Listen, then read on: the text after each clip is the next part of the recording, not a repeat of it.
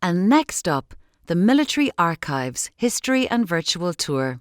Commandant Daniel Ayiotis, the officer in charge of the Military Archives, will introduce the history of the barracks and the archives and bring the audience on a virtual tour of the state-of-the-art archival repository. Hi, I'm Commandant Daniel Ayiotis, the officer in charge of the Irish Military Archives, based here at Cathal Brugha Barracks, Mines in Dublin. Now, as much as we'd love to have people on site, given the current COVID restrictions, I'm delighted to be able to welcome you here to this virtual tour of the history of the Military Archives as part of St Patrick's Festival 2021. The Military Archives hold some of the most valuable historical military and defence records in the country. And the institution itself dates its history back as far as 1924. However, this whole barracks has a long and rich tradition itself. Cathal Brugha Barracks occupies a site of over 40 acres here on the south side of Dublin city centre. Originally known as Portobello Barracks, construction began in 1810 and was completed in 1815. It was built as a cavalry barracks, first occupied by the 6th Dragoon Guards, and you can still see the architecture of the old stables throughout the barracks. During the 1916 Easter Rising, Portobello Barracks played a central role in the garrisoning of troops within the city that were deployed to quell the rising. Troops from this barracks were involved in heavy fighting at Jacob's Biscuit Factory, which was under the command of Tomás MacDonagh and is now the site of the National Archives of Ireland. They were also deployed to the South Dublin Union, now the site of St James's Hospital, where Cathal Brugha, after whom the barracks would later be renamed, was second in command of the 4th Battalion of the Irish Volunteers. During the Rising, the barracks was also the scene of the infamous murders of Francis Sheehy Skeffington, Thomas Dixon and Patrick McIntyre. Sheehy Skeffington was a well-known writer, activist, pacifist and something of an eccentric.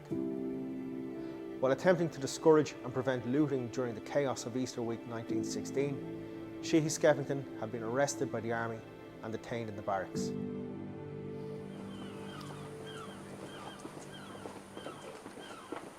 Morning, Noel. Good morning, Daniel. How are you?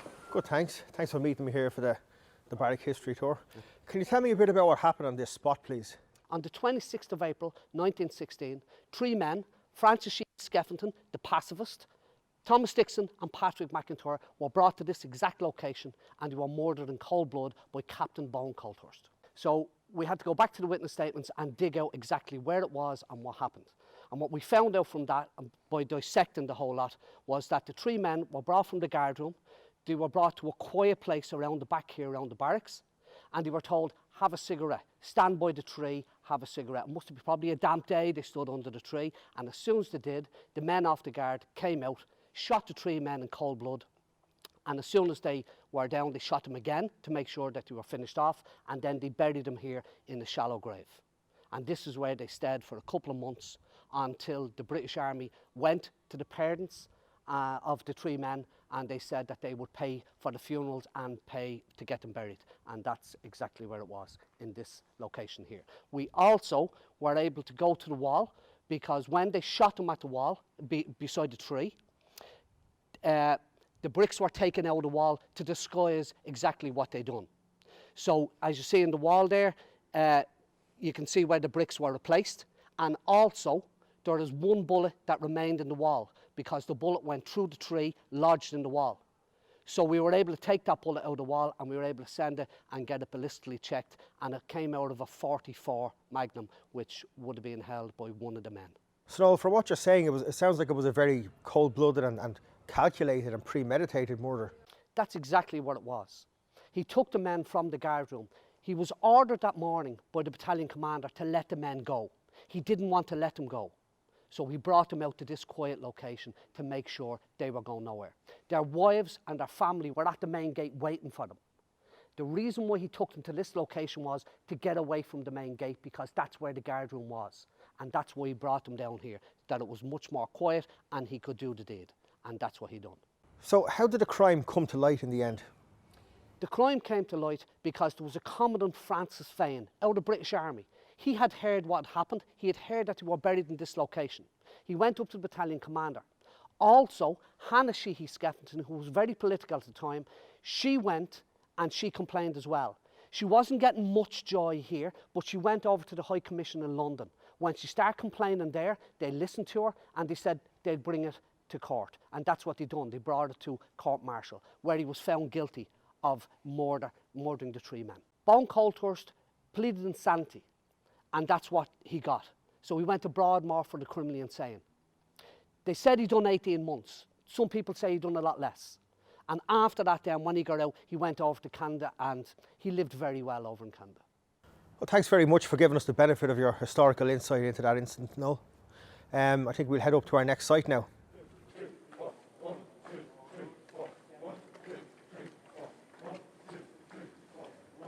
Now, this barracks has very significant connections to Michael Collins. Can you tell me a bit about this monument? Well, this stone here, this went under construction and it was unveiled in 2013. It actually came under fold in 2011 that I put a project in to find out exactly everything about the photograph. And I went so much into it, and then when it came down, 2 years it took, when it came down to it, we were able to say we know everything about the picture. From why he was standing on this exact location, because this is why the stone was here, right down to why the crowd were there at the funeral of 9 lads who were shot down in Ballyseedy. This is where the funeral was held, and he was, after being at the funeral, and then he was making his way back to the red brick house where he lived here in the barracks. And I see to the left of Michael Collins in this photograph as a young boy. I think there's a bit of a story behind him. Can you tell me who he is and a bit about him? Yeah, the young lad is the one who makes this story a romantic story. And what came over and what happened to him, because he came in here at age 14 and he left a few years later. The army looked after him so well. Michael Collins actually left money for him when he died, for him to be educated. He was taken down to Curry, he was educated down there, and when he came back here, the army looked after him. They got him a job in the post office down here in Rathmines, where he worked till 65. So everything about the young lad brought a good thing out of the death of Michael Collins and everything that surrounded this picture. And so, Noel, how did the young boy end up in the barracks in the first place? Well, the young lad, his name is Alphonsus Colton. He ran away from home. His mum and dad moved from Wexford over to Liverpool. But he only realised when he got over there that things weren't good at all. So he jumped on a ship, came back over to Wexford, and then he tumbed the lift up to New Ross. He ended up in the middle of a firefight, the anti-treaty against the treaty. The military lads grabbed him, they put him aside, they said, don't worry, when they run out of bullets, they'll go away. Just stay here with us and everything will be grand. Half an hour later or so, they were gone. They said, where are you going? He says, I've nowhere, I've no family, I've no food, I've nothing. They put him under the truck, they brought him back here to Portobello Barracks, which was named back then.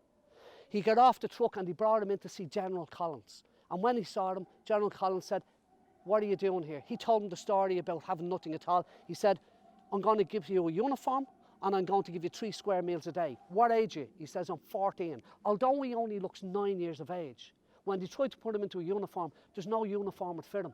But they did start the Army No. 1 band, which they used to take kids out of the orphanages aged from 9 years of age. They had to put him into a uniform, so they put him into a bandsman uniform. And that's why he's standing here with the kilt on, with a beautiful smile on his face. But he was in grey hands, General Michael Collins.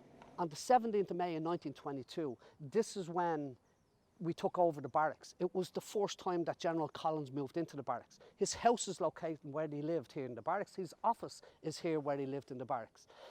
Everywhere he went in the barracks, people wanted to be part of him. They wanted to know where he is, what is he doing, what's happening. And even to this day, people want to know. People join the army thinking, I want to be part of Michael Collins' army. And still to this day, this is happening. This here, behind me, this is the privates' mess here in the barracks. This is now called the Michael Collins Club. There's so many people who want to be part of this. They want to be members. And it's all because of the great man that he was. Noel, it's a very enjoyable barrack tour. You're a great tour guide, so thanks very much. Much appreciated.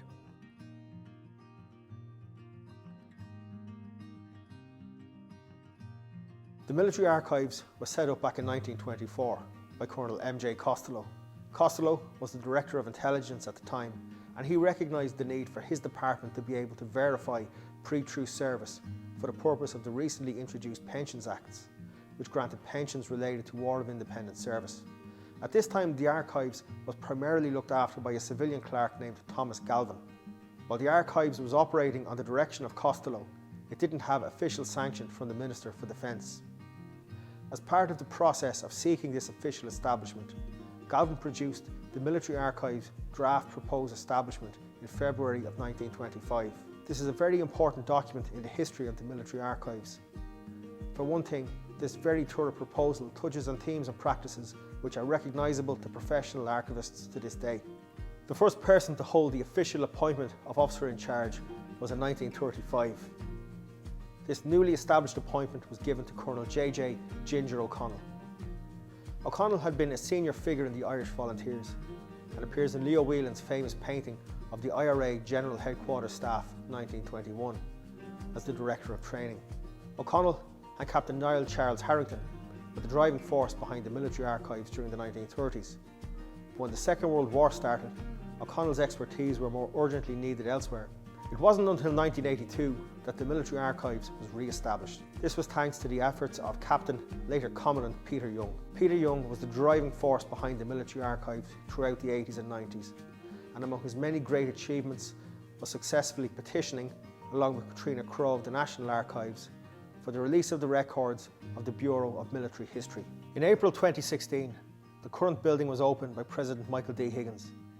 This purpose-built archival facility was one of several government capital projects known as permanent reminders, built to commemorate the 1916 Easter Rising and encourage engagement and exploration of Irish history and identity through research, arts, culture and education.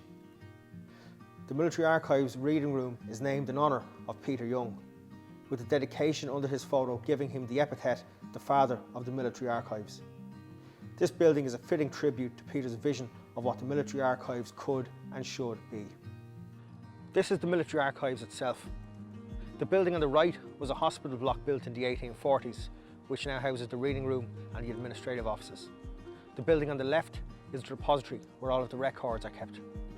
So this is the Commandant Peter Young reading room at the military archives. This is where, when researchers come, they're given access to the documents that we have in our custody. It was designed, as you can see, very thoughtfully by McCullough Mulvin Architects. It's all wooden design, means it's a comfortable and welcoming space for people to research. And we have a 16-seat researcher capacity, each one individually lit with access to PowerPoints. We often find when people come in, especially to research family history, they come in groups and they like to be able to talk and discuss things back and forth. We also get people coming in to discuss and research group projects. So for that we have this room here, which we call the noisy room or the genealogy room. It has a few different names. In here, people can work collectively, discuss projects or discuss material they're looking at, and they also have access to other resources that we provide, including our small but well kitted out military history reference library and some of our digital resources, including the Military Archives website. On here you can access online digital collections, you can get access to finding aids for reading room collections, and you can also access the many other digital resources that we provide on this website. The website also gives details of how to make an appointment and book into research at the military archives. So this is the repository itself. This is where we keep the records that are in our custody. Now, this was built to best international standards, and it was a purpose-built archival facility. This is the lower floor of storage. We have shelves here, 16 shelves high. Above us we have the same floor space and the shelves are 10 high. We have just over 21 linear kilometres of shelving in here to store our records and also uniforms and our museum artefacts. The climate in here is controlled. It's kept at 15 degrees Celsius and a humidity range of 45 to 60% relative humidity at all times. We have air conditioning ducts, you can see them on the roof, which are controlling the temperature. The shelves are electronic and stackable, which means we have twice the capacity we would have if the shelves were static. In the floor, you can see we have drainage built in, so because this repository area is subterranean, in the event of a flood, or even more unlikely event of the fire brigade having to come and use water, we can get water out as quickly as possible. However, on the matter of fire, we have a gas fire suppressant system. So around the repository, you'll find cylinders, red cylinders containing FM200 gas, and in the event of a fire being detected, this gas will fill the cubic capacity of the archive. This means that the fire brigade don't have to come and use water to extinguish a fire, which will be extremely detrimental to the valuable documents in our custody. My name is Noelle Grothier. I'm one of the civilian archivists working with the military archives based here in Cathal Barracks in Rathmines. I work primarily with some of the social history relating to the Defence Forces, so we have private collections handed in by veterans and their families, and oral histories that we've recorded with people who've served with the Defence Forces at various times. We've been looking through some of our private collections to see what material we have that relates to St. Patrick's Day across the different collections that have come in over the years. So we have some pieces here that we're just going to talk our way through. So the first item we're looking at today is a photograph of the 4th Battalion of the Royal Dublin Fusiliers. They were stationed here in Dublin in 1916. This is not the kind of material that we would typically collect in military archives collections. The main reason we have it is because his family handed the material in back in the 1990s. He was a young Irishman from Kilscoran in Wexford, and when the First World War broke out, he joined the Royal Dublin Fusiliers, and he happened to be stationed in Templemore when the Easter Rising broke out. So he kept a handwritten diary of his experiences during the week of the Easter Rising, which stayed with him for the rest of his life. After he passed away, his widow deposited the diary and some other material with the military archives. The photograph is taken on St. Patrick's Day in 1916, and you can see some of the young Irish officers there's actually little shamrock in their cap badges. These men all identify as Irish men. They're Irish officers in one of the Irish regiments of the British Army. So this is March 1916, and then by the following month in April, they're involved in the Easter Rising. So this is the diary kept by one of the second lieutenants who's in the photograph of the Royal Dublin Fusiliers. So they're stationed in Templemore, and when the Rising breaks out on the 24th of April, they're sitting down, they hear rumours of troubles in Dublin, and they're having a general discussion. There's a line here at the start of the book of the diary where he says that they have a general discussion as to how men will behave if ordered to fire on fellow countrymen. So there was concern in the unit of how this was going to affect the soldiers under their command. There's also an interesting entry for the following day on the Tuesday. He was saying that they didn't have a morning parade that morning because they were having a later church parade. There was supposed to be a mass or a church service the following morning for Irishmen who had died at Suvla Bay the previous August 1915 during the operation there. So there was a sense of things carrying on as normal. They weren't really sure what was happening. They were waking up that morning with the expectation of going to a church parade for fallen Irishmen. And instead they get put on a train and they get sent to Kingsbridge Station, which is now Houston Station. So they arrive in Dublin and they get sent to Broadstone Station, where they're responsible for trying to clear the station and taking it back from what they describe as rebels. And then he spends the week around Broadstone Station and the North Circular Road area, and he describes what he sees, what patrols he's doing, and how the kind of fighting kind of slowly quietens down over the course of the week. There is an entry towards the end of the week where he speaks about they've been advised that Jacob's Factory is going to be fired on, so they're all looking towards Jacob's Factory, waiting for a bombardment to start, and instead the flag comes down and they hear word that there's been a surrender and the fighting is over. So he talks about what he does on the following night then, just the routine patrols around Broadstone Station, and the entries end by when he says that the 4th Royal Dublin Fusiliers are being sent to Mullingar, and that's the end of their service in Dublin during the Rising.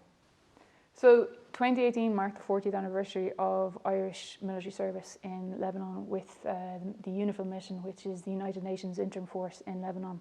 So in mid-1978, a first unit went overseas. It was the 43rd Infantry Battalion. They were there from the middle of the year. So the first unit to actually be overseas on St. Patrick's Day in Lebanon was the 44th Infantry Battalion. So that was in March 1979, the 44th Infantry Battalion. They have a menu here for St. Patrick's Day. You can see a full list of everything that was going to be available on that day with the Irish Céad Míle Fáilte written across the bottom of it. So what's interesting about this item, which comes from a private collection from a retired NCO who had served there, is that in 2018, to mark the 40th anniversary of the Irish mission, we did some interviews with Irish soldiers and personnel in Lebanon who had been involved since the beginning of the mission. And we did an interview with a gentleman called Fouaz, who worked as an interpreter with UNIFIL for several years before retiring in 2011. And he recalled that in 1979, in the village of Tidnin, where he lived, when St. Patrick's Day came about, it was such a momentous occasion locally that the local school in Tidnin was closed, and they were all invited to serve, to join the Irish battalion for St. Patrick's Day celebrations with the Irish units. Interestingly, after the dinner, you find that the attendees all sign their names. So there's a few names here that will be familiar in Irish military circles. We've got Commandant Noel Bergen, later Chief of Staff of the Defence Forces. You've got Major General Vincent Savino, known as Vinnie Savino, heavily involved in the Irish United Nations Veterans Association, known as IUMVA. You've got Fawaz, who I mentioned spoke about attending the 1979 St. Patrick's Day celebrations with the Irish Battalion for their first St. Patrick's Day in Lebanon. And just as an interesting aside as well, you can see there's other units that they served with in Lebanon. There's a signature there from a member of the Finbat, which would have been the Finnish battalion serving in the area at the time. As well as state records, the Military Archives also has over 1,000 privately donated collections. One of the most significant and extensive of these is the Brother Allen collection. Now, this was donated by the Christian Brothers of O'Connell Schools, Richmond Road, in 2016. Brother Allen had collected these items throughout the course of his career. He was a well-known historian, and he ran a school museum and library. The reason Brother Allen had this historical interest and there was that connection with O'Connell Schools is that well over 100 men and boys who had been students or were past students of O'Connell's fought in the 1916 Easter Rising. So it's certainly a school that had Republican credentials. And just to give you an idea of some of the material in this broad collection, I've selected a few items. And these items here, which were recently on loan to the National Museum of Ireland as part of the Proclaiming a Republic exhibition, are an example of two of them. This hurley here was owned and used by Michael Collins when he lived in London. And this hurley here was made by Sean McDermott, who was a 1916 Proclamation signatory and leader. While the Brother Allen collection contains a lot of very important and significant historical documents, probably one of the most significant and definitely the one that gets the most interest is this, and it is an original 1916 Proclamation that we're very lucky to have in our custody. Fortunately, like many of the items in the Brother Allen collection, this came with a note of provenance. It records that this proclamation was handed to Mrs. Molly O'Mahony on Easter Monday night, 1916.